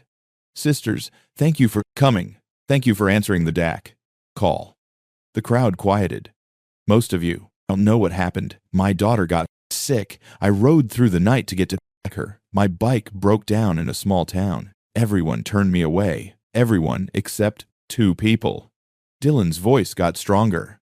A woman named Shanice, who runs a diner. She fed me when I was starving, defended me when people called me a criminal. A kid named Caleb, 14 years old, who fixed my bike at midnight and wouldn't take a dime for it. Murmurs ran through the crowd. Those 2 people showed me kindness when no one else would. They helped me get to my daughter in time. They might have saved her life. Dylan paused. And now they're paying for it. The town turned on them, vandalized their businesses, drove away their customers, all because they helped me. The murmurs turned to angry voices. So, Tomorrow, Dylan continued, we're going back, all of us, and we're going to show that town what the Hells Angels really are. We're going to fix what they broke. We're going to clean what they dirtied. We're going to remind them that kindness shouldn't be punished. A woman in the front raised her fist. Hell yeah, the crowd erupted. Cheers, whistles, the dixdom, revving of engines. Marcus grinned. Looks like you got yourself an army. Oh, brother, let's hope we don't scare them too much. Oh, we'll scare them, but then we'll show them what we're really about. That night, the club made plans, organized into teams. Some would handle the repairs. Some would clean. Some would decorate. Marcus had called ahead to suppliers. They'd bring paint tools, materials, everything they needed. This wasn't going to be a patch job. This was going to be a transformation, and it was going to happen on Halloween. The whole town would see it. Saturday morning, Dylan woke up at 5. Couldn't sleep. Too anxious, too excited, too nervous. Emma was still asleep. His mother would stay with her for the day, keep her safe, keep her happy. Dylan kissed his daughter's forehead. Love you, baby. Oh, girl, Daddy's got something important to do today. She mumbled something in her sleep, smiled, didn't wake up. Dylan met at the club at the meeting point just outside town limits. The sun was barely up. The air was cold and crisp, and the road was filled with motorcycles. As far as Dylan could see in both directions, bikers lined up, hundreds of them, maybe more than 800. The sound of idling engines was like thunder. Marcus pulled up beside Dylan. Ready? Let's do this. Marcus raised his hand, held it up, the signal, then dropped it. 800 motorcycles roared to life. The sound was deafening, overwhelming. The ground seemed to shake, and they rode into the small town down Main Street, a river of chrome and leather and roaring engines. People came out of their houses, stood on their porches, stared with wide eyes and open mouths. Some looked terrified, some looked angry, some just looked confused. The motorcycles filled the street, packed the town center, surrounded Mama's kitchen and Foster's garage. Then, as one, they shut off their engines. Silence fell, heavy and complete. Dylan swung off his bike, stood in the middle of the street, 800 bikers behind him. The townspeople stared. An old man, the same one from the diner with the cane, shouted from his porch, "What do you want? You here to riot to destroy our town?" Dylan walked forward, stopped in the middle of the clap street where everyone could see him. "We're here to fix it," he called back. Confusion rippled through the crowd of onlookers. Dylan gestured to his brothers and sisters. "These people, behind me, they're here to repair the damage you did, to clean up your mess, to show you what kindness really looks like." He turned to Marcus, nodded. Marcus shouted, "All right, people, you don't know what to do. Let's make this town beautiful." And the bikers went to work. Half of them descended on Mama's kitchen. They brought paint, beautiful, bright colors, brushes, rollers, scaffolding. Within minutes, they were covering the graffiti, transforming ugly black spray paint into something new. Others worked on Foster's garage, installing a new window, replacing broken tools, cleaning up the oil stain, repainting the sign. But they didn't stop there. Some bikers started hanging Halloween decorations, orange and black, streamers, plastic skeletons, carved pumpkins, fake spider webs. They decorated the diner, the garage, the street, the telephone poles. The whole town center was being transformed. The townspeople watched in stunned silence. A woman came out of her house, the same Mrs. Patterson who'd accused Dylan of theft. She stood on her porch, a mouth open, watching bikers hang Halloween lights on the buildings. Dylan walked over to Mama's kitchen. Shanice stood in the doorway, tears streaming down her face. "Dylan," she whispered, "what did you do?" "I brought some friends to help." "Some friends," she gestured at the army of bikers. This is insane. You helped me when no one else would. This is me returning the Madarest favor." A biker walked past carrying a can of bright yellow paint. Another followed with orange. They were painting a sunrise on the wall where the graffiti had been covering the hate with something beautiful. Shanice pressed her hands to her mouth, sobbed. Dylan moved down the street to Foster's garage. Caleb stood outside, eyes huge, watching. bikers replace his broken window. Mr. Dillon, his voice cracked. Is this real? It's real, kid. You helped me. Now we're helping you. But there's so many of them. That's what family does. They show up. Dillon put his hand on Caleb's Altabit shoulder. You're part of that family. Now, you helped one of us. That makes you one of us. Caleb's mother came out, still in her scrubs from her night shift. She looked at the bikers at the rye, work being done at Dillon. I don't understand, she said. Your son showed me kindness. The club doesn't forget that. We take care of our own, and that includes people who take care of us. She started crying. Dillon didn't know what to say, so he just stood there while Caleb hugged his mother. All around them, the transformation continued. A biker with tattoos covering both arms carefully painted a jack-o'-lantern on the diner window. He had the tongue sticking out concentration face of an artist. A group of kids had gathered to watch, pointing and giggling.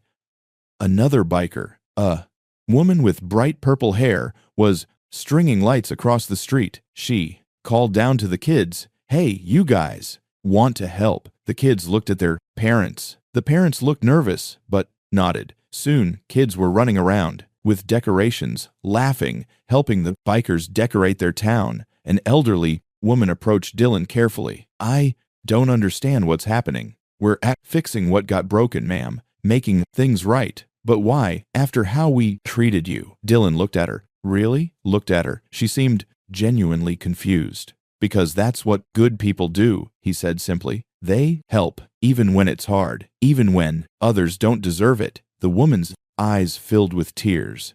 She nodded and walked away. By noon, the transformation was stunning. Mama's kitchen looked brand new. The walls were painted in warm, welcoming colors, yellows and oranges that made the building glow in the sunlight. The graffiti was completely gone, replaced with a beautiful mural of a sunrise in fields of wheat. Halloween decorations hung from the roof and windows. Foster's garage had a new window, new sign, clean pavement, and bikers had added decorations there too. Pumpkins lined up along the front, fake bats hanging from the eaves. But the bikers hadn't stopped at just those two buildings. They decorated the whole town center. Every telephone pole had orange streamers. Every storefront had pumpkins, or skeletons or lights. Main Street looked like a Halloween festival, and the townspeople had started to help, tentatively at first. A few people bringing out coffee for the workers, someone donating more pumpkins, a hardware store owner bringing out more decorations from his stock, then more. People joined in, helping hang lights, painting, decorating. The fear was fading, being replaced by something else. Wonder, gratitude, maybe even shame.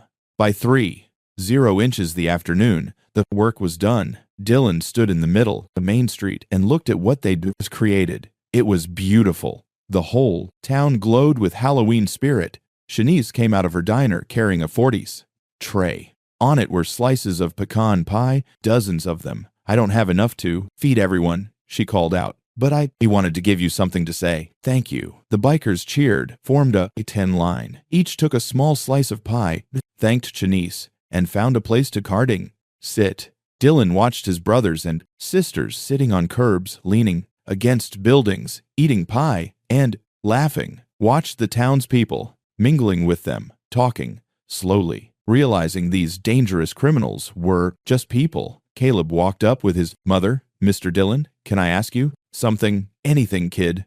Why did you do all this? You didn't have to. Dillon crouched down to Caleb's level. You fixed my bike when I needed it most. You did it without hesitation, without judgment. You saw someone who needed help, and you helped them. He glanced at Caleb's mother. Your mama raised you to be a good person. The club wanted to show you that being good isn't a weakness. Patterson apologizing to Shanice, crying, hugging her, who watched the old man with the cane shaking hands with a biker covered in tattoos. I think maybe they did, Dillon said. Marcus clapped him on the shoulder. Your kid is going to be so proud when you tell her about this. I hope so. Trust me. You just showed her that when people do wrong, you don't match their hate. You answer it with something better. Marcus grinned. That's a hell of a lesson. Dylan pulled out his phone, texted his mother, "How's Emma?" The response came immediately. "Perfect. Asking about you. When will you be home?" Dylan typed back, "Soon. Tell her daddy loves her and that he did something good today." The bikers fired up their engines. The rumble filled the air once again. But this time, the townspeople didn't look afraid. They waved, smiled. Some even cheered. 800 motorcycles rolled out of Tepalone town, back to their lives, back to their families. But they'd left something behind. A reminder that kindness matters, that helping others is never wrong, that sometimes the people you fear are the ones who will save you. Dylan was the last to leave. He took one more look at Mama's kitchen, gleaming impressed. The fading sunlight. At Foster's garage, restored and decorated at the town that had rejected him, now transformed. Then he kicked his bike into gear and headed home to Emma to tell her about the day. 800 bikers reminded a small town what it taken and meant to be human. Halloween night, Dylan helped Emma into her costume, a superhero cape he'd bought at the hospital gift shop, bright red with a gold star on the back. She'd insisted on it. "Because you're my superhero daddy," she'd said, "so I want to be one too." Now she stood in front of the mirror, cape flowing behind her, grinning at goodbye. Her reflection, the incision was healing. Well, she's still tired easily, but the dark color had returned to her cheeks. The light had returned to her eyes. "How do I look?" she asked. "Like the strongest superhero I've ever seen." Dylan said, his throat tight. His mother came out of the kitchen carrying Emma's candy bucket, a plastic pumpkin decorated with glitter. "Are you sure you're up for this, sweetie? We can just stay home and hand out candy." "Grandma, I've been stuck inside forever." Emma grabbed the bucket. "I want to go trick-or-treating." Dylan knelt down, adjusting her cape. "We'll take it slow, okay? And if you get tired, you tell me right away. I promise." Dylan's phone buzzed. A text from Marcus Towns packed. "You should see this. Bring Emma." Dylan looked at his mother. She was already smiling. "Go," she said. "I'll stay here and give out candy. You two go have an adventure." 20 minutes later, Dylan pulled his bike into the small town. Emma sat in front of him, her arms wrapped around his waist, her superhero cape flapping in the wind. He'd made sure to put a thick jacket under her cape. Couldn't risk her getting cold. The town was transformed, not just by the decorations from yesterday, by people.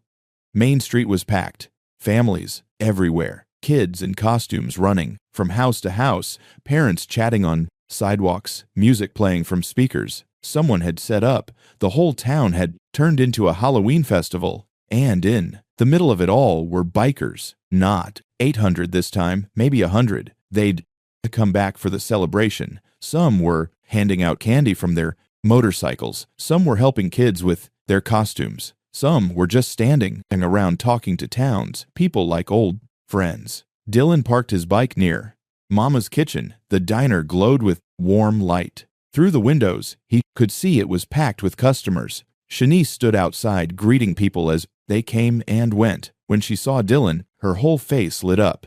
"You came." She rushed over, then stopped when she saw Emma. "Oh my goodness, is this your daughter?" Emma nodded, chilly, hiding partly behind Dylan's leg. "Emma, this is Shanice. She's the one I told you about. The one who helped Daddy." Emma peeked out. "Thank you for helping my daddy." Shanice crouched down, her eyes shining. "Sweetie, you don't need to thank me. Your daddy needed to get to you, and I was just happy to help." She touched Emma's cape. "I love your costume. Are you a superhero? Just like my daddy." Shanice looked up at Dylan, tears in her eyes. "She's beautiful. Absolutely beautiful. She's my whole world. I can see that." Shanice stood up, wiping her eyes. "Come inside. I saved you both a table. And Emma, I have something special for you." The diner was loud and warm and full. Every booth was occupied, every stool at the counter taken. People laughed and ate and celebrated, and nobody stared at Dylan's vest. Nobody whispered. Nobody looked afraid. A few people even nodded at him, smiled. One man Bill Benson from the auto shop actually stood up and walked over. Dylan, Carter. Bill's voice was gruff but not hostile. Dylan tensed. Yeah, I owe you an apology. What I said? How I treated you? Bill shook his head. There's no excuse. You needed help and I turned you away because I was too busy judging to play. See a father trying to get to his sick kid. He held out his hand. I'm sorry. Dylan looked at the offered hand at Bill's face. The man looked genuinely ashamed. Dylan shook his hand. Apology. Accepted. If you ever need work done on your bike, you come see me. No charge. It's the least I can do. After Bill and left, Shanice showed them to a corner booth. She brought out 2 slices of him pecan pie. One for Emma, one for Dylan. On the house, she said, as promised. Emma took a bite and her eyes went wide. This is so good. My mama's recipe. She made it better than anyone. Shanice smiled. Your daddy told me you might like it. They ate their pie while the diner buzzed with life around them. Dylan watched Emma's face light up with every bite, watched her look around at the decorations, at the happy families, at the bikers mingling with towns. People. This was what he'd fought for. This moment, his daughter, healthy and happy, eating pie in a warm diner, safe and loved. After they finished, Dylan took Emma outside. The street was even more crowded now. Kids running everywhere in costumes. Witches and vampires and princesses and ghosts. Can I go trick-or-treating? Emma asked. Of course. That's why we're here. They made their way down Main Street, at every house, at every store. People welcomed them, dropped candy in Emma's bucket, complimented her cape. Some recognized Dylan from yesterday, thanked the club. One older woman stopped them, the same woman who'd asked Dylan why they were helping. I wanted to thank you, she said, for what you did yesterday, for showing us, her voice caught, for showing us what we should have been all along. Dylan just nodded, didn't know what to say to that.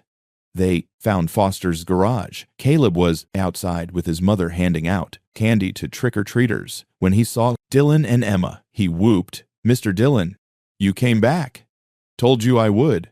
Caleb, this is Emma. Emma, this is the young man who fixed Daddy's bike. Emma looked up at Caleb with huge eyes. You helped, and my daddy get to me. Sure did. Your dad's bike was pretty messed up, but we got her running again. Thank you. Emma's voice was small but sincere. I was really scared, and then Daddy came and I wasn't scared anymore. Caleb's mother put her hand over her heart. Dylan saw tears in her eyes. You're welcome, Emma. Caleb grinned. Hey, you want to see something cool? He led them into the garage. The new window gleamed. The tools were all organized on new shelves, and in the corner sat a motorcycle. Not Dylan's, a different one. It's mine, Caleb said proudly. Well, it will be when I'm old enough to ride it. I've been rebuilding it for 2 years. Your dad's club brothers helped me finish it yesterday. They brought parts, showed me some tricks. It's almost done now.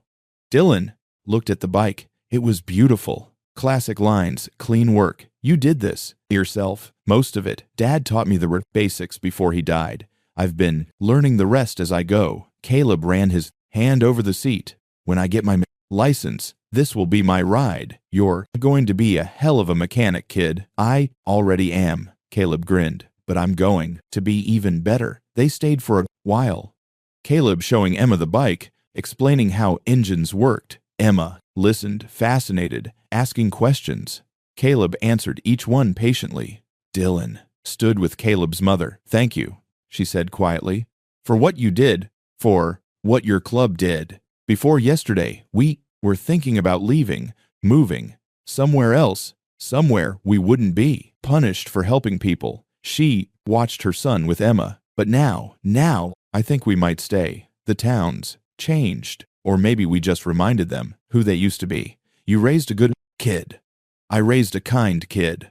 That's more important than good, she smiled. And you raised a strong daughter. She's lucky to have you. I'm lucky to have her. When they finally left the garage, Marcus found them. He had a little girl with him, maybe 5 years old, dressed as a princess. Dylan, this is my daughter, Sophia, Sophia, this is Uncle Dylan and his daughter Emma. The two girls looked at each other shilly. I like your cape, Sophia said. I like your crown, Emma replied. Want to trick or treat together? Sophia asked. Emma looked up at Dylan. He nodded. The girls took off together, comparing candy buckets, chattering away. Marcus and Dylan followed a few steps behind. Your kid looks good, Marcus said. Real good. She's getting there. Doctor says full recovery in another month or so. That's great, brother. Really great. Marcus watched the girls. What we did yesterday, that meant something. Not just to this town, to the club. Reminded us what we're about. What are we about? Family, loyalty, taking care of our own. Marcus grinned. And apparently decorating for Halloween. Dylan laughed. Actually laughed. It felt good. They walked through the town, watching their daughters collect candy, listening to their laughter. More bikers joined them, more kids. Soon there was the whole group of families moving together, bikers and townspeople all mixed in towns together. Mrs. Patterson appeared on her porch. She looked nervous but determined. Mr. Carter, could I speak with you for a moment? Dylan nodded to Marcus to keep an eye on Emma, then walked up to the porch. Mrs. Patterson twisted her hands together. I wanted to apologize properly. What I did, accusing you like that, it was wrong. It was cruel. I was so sure I was right. So sure someone like you had to be a criminal that I didn't see the truth. What truth is that? That you were just a father trying to get to his sick child. That's all. And I tried to stop you. I could have. Her voice broke. If your bike hadn't gotten fixed, if you hadn't made it in time. But I did make it. Emma's fine because good people helped you in spite of people like me. Mrs. Patterson wiped her eyes. I'm ashamed, deeply ashamed, and I wanted you to know that what you did yesterday, bringing your club here, fixing what we broke, it changed me, changed a lot of us. Dylan looked at her, really looked at her, saw genuine remorse, genuine shame. We all make mistakes, he said finally. What matters is what we do after. I'm going to do better. I promise I'm going to judge people by their actions, not their appearance. Dylan nodded. That's all anyone can ask. As the night went on, more people approached Dylan, more apologies, more thanks, more stories about how yesterday had changed their perspective. The old man with the cane shuffled up. I was wrong about you, he said simply. I'm too old to be wrong about much anymore, but I was wrong about you. It happens. No excuse for it, though. The old man looked around at the celebration. This is the best Halloween this town's had in 50 years, and it's because of you and your people. Thank you. By 8, Emma was yawning. Her candy bucket was full. Her steps were getting slower. Time to go home. Baby girl, Dylan asked, can we come back next year? Dylan looked at Shanice, standing in front of her packed diner at Caleb teaching a group of kids about motorcycles. At the bikers in towns, people talking and laughing together. Yeah, he said. Yeah, I think we can. They said their goodbyes. Shanice hugged. Emma made her promise to come back soon. Caleb gave her a small wrench as a souvenir. Every superhero needs tools, he said with a grin. Marcus walked them to Dylan's bike. Sophia had fallen and asleep on his shoulder. You did good, brother, Marcus said, real good. We all did. Next year we're doing this bigger. Maybe make it a club tradition. Find people who need help. Show up on Halloween and make some magic happen. Dylan smiled. I'd like that. He helped Emma onto the bike. She wrapped her arms around him, her head resting against his back. As they rode out of town, Dylan looked in his mirror. The town was still glowing, still celebrating, still transformed, not just by decorations, by understanding, by acceptance, by the simple realization that kindness was stronger than fear. Emma's voice was sleepy against his back. Daddy, yeah, baby, today was the best Halloween ever. It was pretty good, wasn't it? You really are a superhero. You made everyone happy. Dylan's eyes burned. No, baby. I just reminded them how to be good to each other. They did the rest. Will you always be my superhero? Dylan's hand covered hers where it rested, against his stomach. Always. Forever. No matter what. Promise. I promise. They rode home through the night, The moon, it was full and bright. The air was cold, but not uncomfortable. Emma's weight against his back was the best feeling in the world. When they got home, the mother met them at the door. Dylan carried Emma inside. She was already half asleep. He tucked her into bed cape. It's still on because she refused to take it off. Kissed her forehead. "Love you, Daddy," she murmured. "Love you too, baby girl." More than anything, she was asleep before he reached the door. Dylan stood in the hallway looking at his sleeping daughter, thinking about everything that had happened. The desperate ride, the rejection, the kindness from strangers, the rally of his brothers and sisters, the brother transformation of a town, all of it leading to this moment. His daughter, safe and healthy, sleeping peacefully in her own bed. His mother came up beside him. "You did good, son." "I just did what any father would do." "No, you did more than that. You showed that little girl in a whole town that meeting hate with kindness is the bravest thing you can do." She squeezed his shoulder. "Your father would be proud." And Rachel, her voice caught. "Rachel would be so proud of the man you've become, the father you are." Dylan's vision blurred. "I hope so." They stood there together in the quiet hallway, watching Emma sleep. Outside, Halloween night was winding down. Kids were going home with their candy. Decorations were being taken down. The celebration was ending, but something had changed. Something fundamental and important. A town had learned to see past appearances, to judge by actions instead of assumptions. A community had come together, bikers and townspeople, different worlds colliding and finding common ground. And a little girl had her father back, safe and whole, and more committed than ever to being the hero she believed him to be. Dylan's phone buzzed. A text from Shanice. "Thank you for bringing Emma. She's adorable. Come back anytime. You're always welcome at my mama's kitchen." Another text from Caleb. "Emma's awesome. When she's older, I'll teach her about bikes. Every superhero needs to know how to fix things." And one from Marcus. "Same time next year, brother. Let's make this a tradition. Hell's Angels Halloween. I like the sound of that." Dylan smiled. "Tight back to all three. Count on it." He looked at Emma one more time, her chest rising and falling, her small hand curled around the edge of her blanket, the superhero cape spread out beneath her, his whole world, his reason for everything. "Good night, baby girl," he whispered. "Sweet dreams. Daddy's here. Daddy's always here."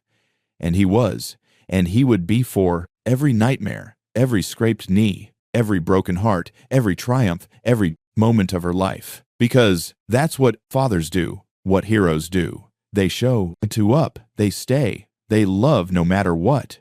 Dylan closed the door quietly and walked to dine in his own room. Tomorrow he'd call the club, thank them properly, start planning for next year. Tomorrow he'd take Emma to see the doctor for her. Follow up. Tomorrow he'd start figuring out how to be the father, the hero she deserved. But tonight he'd just let himself feel grateful for second chances, for kind strangers, for a daughter who survived, for brothers and sisters who answered the call, for a small town that learned to see past fear. For all of it, Dylan lay down on his bed, still in his clothes, too tired to change. And for the first time in weeks, maybe months, maybe years, he fell asleep with a smile on his face. Because sometimes when everything seems darkest, when the whole world seems against you, when hope feels impossible, sometimes kindness wins. Sometimes people surprise you. Sometimes 800 bikers on motorcycles can change hearts and minds and transform hate into something beautiful. Sometimes miracles happen.